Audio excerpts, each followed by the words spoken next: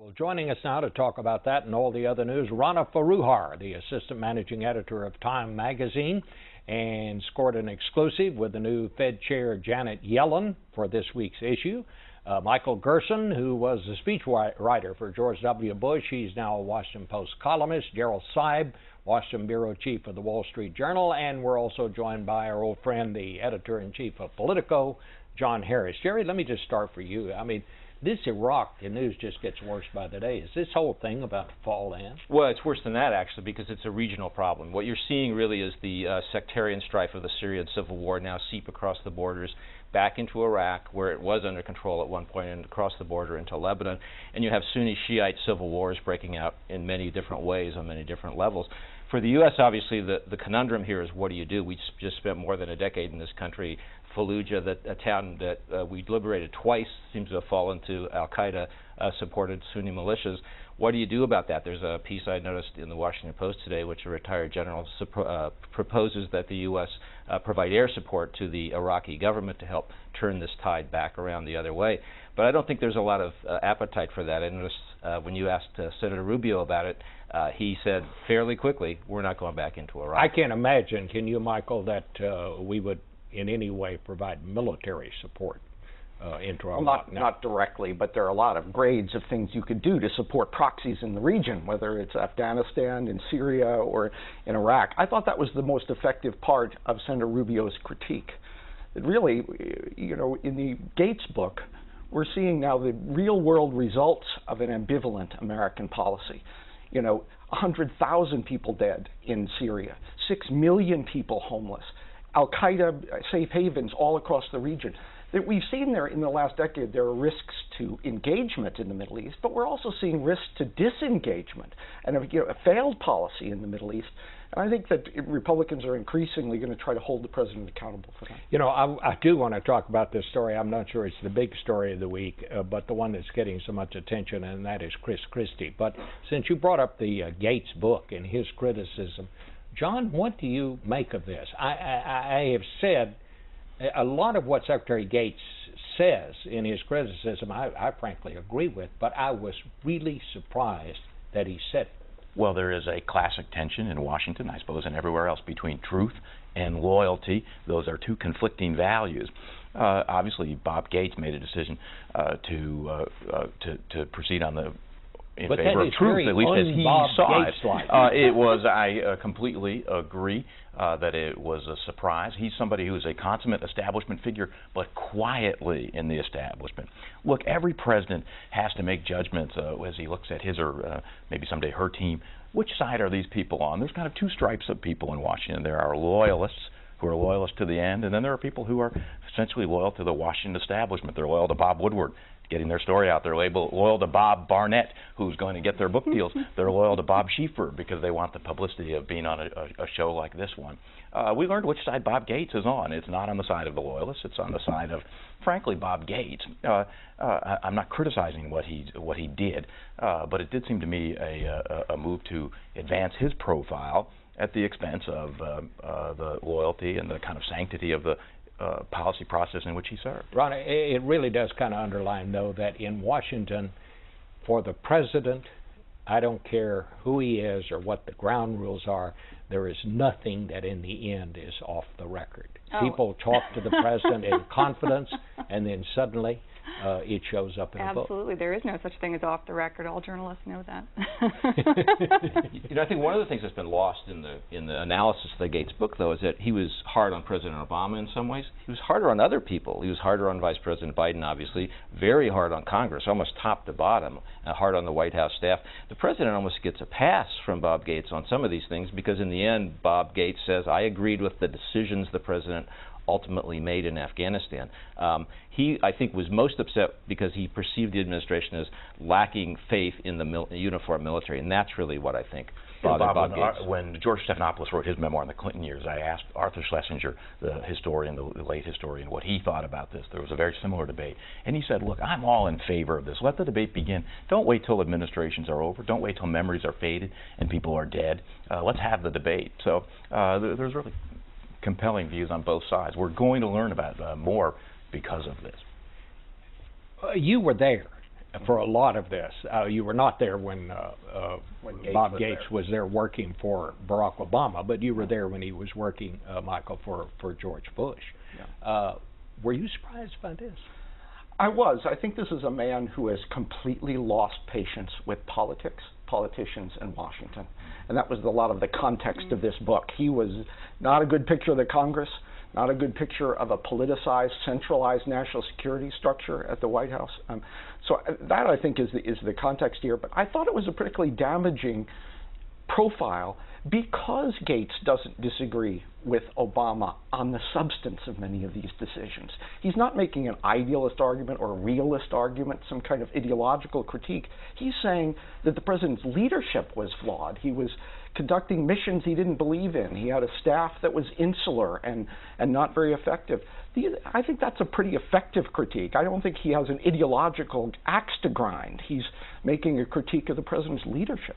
Rana, I want to ask you, you had a big scoop this week. You got an interview with Janet Yellen. What should we expect? Well, she's optimistic. Perhaps the most important thing she said in terms of the economy during the interview was that she and the other Fed governors are hopeful that GDP growth this year is going to be more like 3% rather than 2%. Well, that would be a big shift because that gets us more back towards the historical range that we've become used to. The question is that the Fed is now going to have to do some tricky maneuvering. You know, they've been pumping a lot of money into the economy, currently $75 billion a month. They're going to have to pull that back without derailing the recovery. So she's really got her work cut out for her, and I think that she and the other Fed governors would agree that in a politicized Washington, they're sort of left holding the bag. They're really the biggest institution that can act to make changes in the economy. What's she like? She's a real truth seeker. You know, she's an academic. She's married to a Nobel Prize-winning economist as well. Her son is an economist. There's a lot of very heady dinner table conversations in that family. She's somebody who really took the lessons of the Great Depression, as did her predecessor, Ben Bernanke. She grew up, her father was a family doctor in Brooklyn in a working-class neighborhood, and she saw him taking in laborers who would pay $2 or not, depending on how things were going, to be seen. She really understands the human impact of unemployment, and that's something she kept coming back to during our conversation. She's going to be really making sure that those employment numbers start to go down. That's going to be her primary focus. I think she's also going to be tougher in terms of bank reform than what we've seen in the past. Okay, let's talk about it. A bridge too far. The Chris Christie thing. I mean, where does this go? You know, I don't know about where it goes exactly, but my own theory about why scandals are bad is if they violate one of two principles. The first is if there's a whiff of hypocrisy, and the second is if they seem to confirm some pre-existing perception of a politician. Well, this one does a little bit of both. The pre-existing perception of Chris Christie was that he's a little bit of a bully, and this confirms that to voters. That's a problem.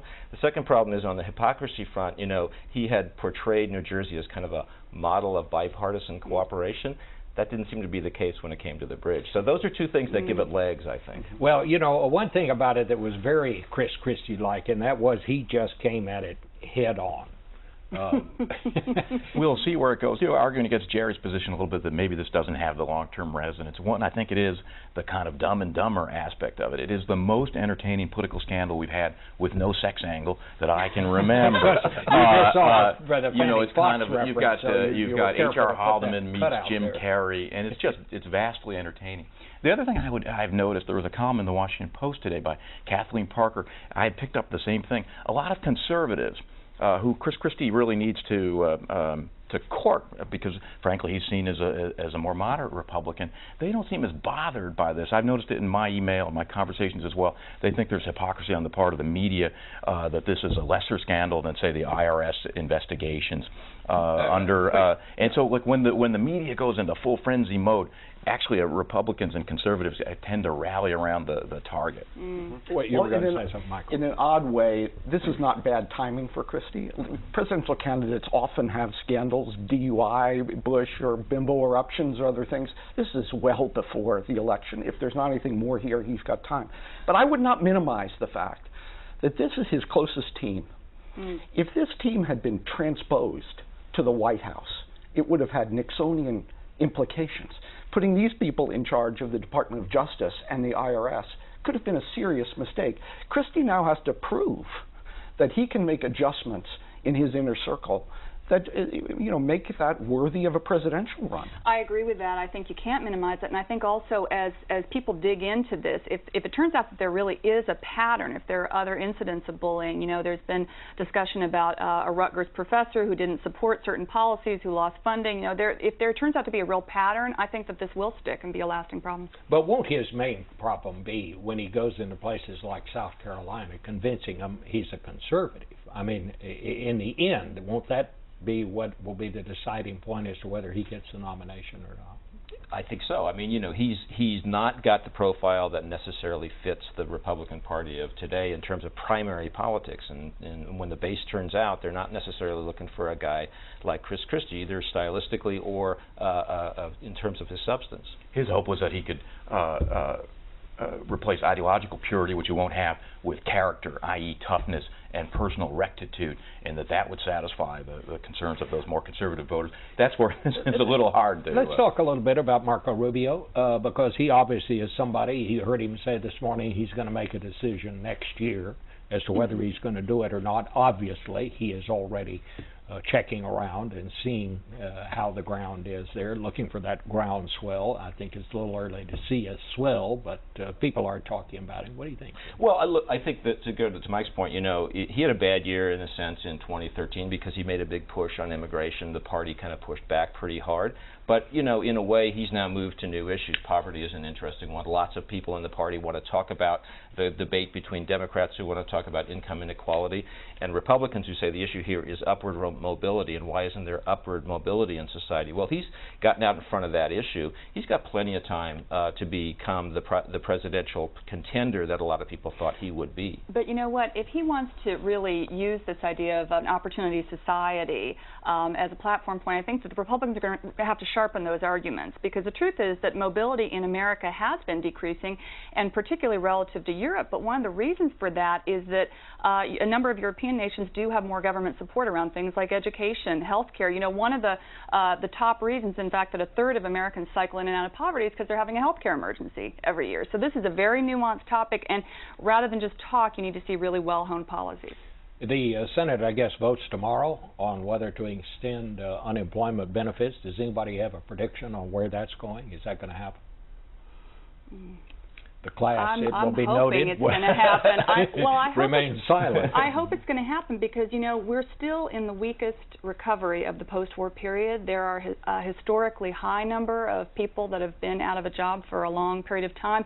And that has not just an economic impact, but a social impact. The research shows that when people are out of a job, when the breadwinner can't work, children suffer, their test scores go down, divorce rates are higher. This is a real social problem, and I think that just saying that, everyone can move up the ladder and kind of forwarding that mythology is not fixing it. And when you put this money back in, a lot of these unemployment benefits do go back into the economy. That's right. Oh, absolutely. I mean, this is an economy made up of 70% consumer spending, so people don't have money in their pockets. The minimum wage, do any of you think that we'll see the minimum wage increase this year? I don't. You don't? I find it hard to see the bipartisan agreement on that. I think we might, because I think Republicans might make a pragmatic decision. It's just not worth fighting about. They've done something similar in the past when this came up. Only 3% of the workforce has covered it. They might say, look, this is not the place to wage an ideological battle, even one that I think most conservatives do agree with. It's not job producing, but in fact is job depressing.